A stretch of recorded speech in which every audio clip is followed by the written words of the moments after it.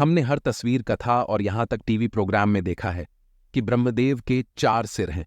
लेकिन क्या आपको पता है कि पहले ब्रह्मा जी के 5 सर थे? इनमें से एक महादेव ने क्रोधित होकर काट दिया था। आखिर महादेव ने ऐसा क्यों किया है?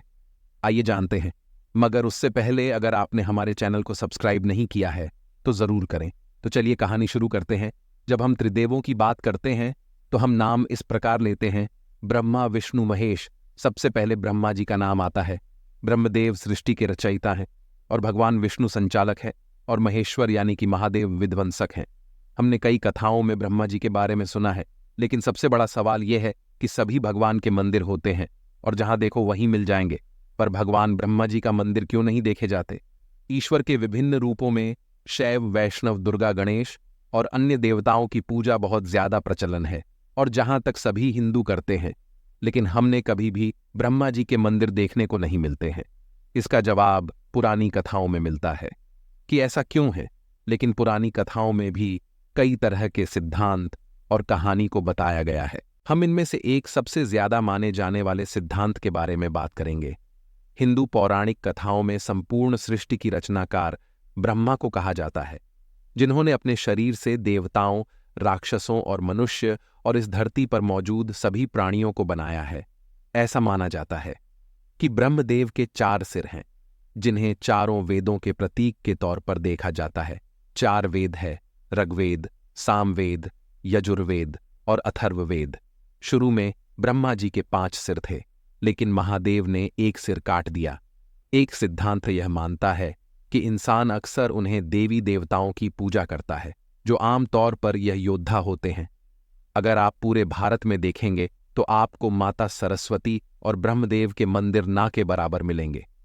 शास्त्र के अनुसार कहा जाता है कि ब्रह्मा ने सृष्टि की रचना के दौरान ही एक चौंकाने वाली और बेहद सुंदर महिला को बनाया था। उनकी रचना इतनी सुंदर थी कि वह खुद इसकी सुंदरता से मुग्ध हो गए थे। ब्रह्मदेव उसे अपनाने की कोशिश करने लगे और ब्रह्मदेव अपने द्वारा उत्पन्न शतरूपा के प्रति आकर्षित हो गए। ब्रह्मा जी बस शतरूपा को भी निहारते रहते थे। शतरूपा ने ब्रह्मदेव की दृष्टि से बचने की हर कोशिश की, किंतु वह असफल रही। कहा तो यह भी जाता है कि शत्रुरूपा के अंदर हजारों जानवरों में बदल जाने की शक्ति थी और उन्होंने ब्राह्मण से बचने के लिए ऐसा भी किया। लेकिन ब्रह्मदेव ने जानवरों पर उन्हें परेशान करना नहीं छोड़ा और जब सबसे वह थक गई तो शत्रुरूपा ने अपना सर ऊपर कर लिया।